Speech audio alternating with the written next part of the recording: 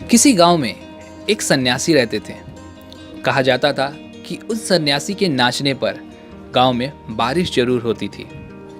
और जब कभी भी गांव में अकाल या फिर सूखा पड़ता था तो गांव वाले उस सन्यासी से जाकर के आग्रह करते थे कि वे नाचें, और वे जब नाचेंगे तो बारिश जरूर होगी, और ऐसा ही होता था।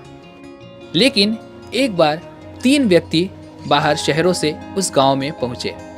वो तीनों पढ़े लिखे थे और उन्हें जब ये बात पता चली कि किसी सन्यासी के नाचने पर यहाँ पर बारिश होती है तो उन्हें अपनी पढ़ाई के घमंड के कारण ये सारी बातें बेतुकी लगी। वे लोग गांव वालों के पास आकर उस सन्यासी से कहते हैं कि अगर इनके नाचने पर बारिश हो सकती है तो हमारे नाचने पर भी ज़रूर होगी, और अगर हमारे नाचने पर बारिश नहीं होती है तो जिसका मतलब कि इनके नाचने पर भी बारिश नहीं होगी। इतना कहने के बाद उन तीनों व्यक्ति ने बारी बारी करके नाचना शुरू कर दिया। पहला व्यक्ति जो कि लगभग आधे घंटे तक नाचा, लेकिन उसके नाचने पर बारिश तो नहीं हुई, पर वो व्यक्ति थक हार कर बैठ गया। दूसरे व्यक्ति ने कोशिश की और वह लगभग 1 घंटे तक नाचता रहा, लेकिन उसके नाचने पर भी बारिश नहीं हुई और आखिरकार वह भी थक हार कर बैठ गया। तीसरे व्यक्ति ने भी अपनी पूरी जी जान लगाकर नाचना शुरू किया। नाचते नाचते लगभग 1.5 से 2 घंटे बीत चुके थे और आखिरकार वह भी थक हार कर बैठ गया और उसके नाचने पर भी बारिश नहीं हुई। और आखिरकार अब वो तीनों व्यक्ति देखना चाहते थे कि क्या सन्यासी के नाचने पर बारिश होती है या नहीं।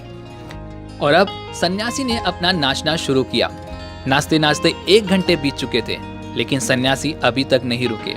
धीरे धीरे 2 घंटे बीत गए, लेकिन वह सन्यासी अभी तक नाच ही रहे थे। इसी तरह से धीरे धीरे लगभग 6 घंटे बीत चुके थे और शाम का समय हो चुका था। अभी तक उस सन्यासी ने हार नहीं मानी थी, वो अभी तक नाच ही रहे थे।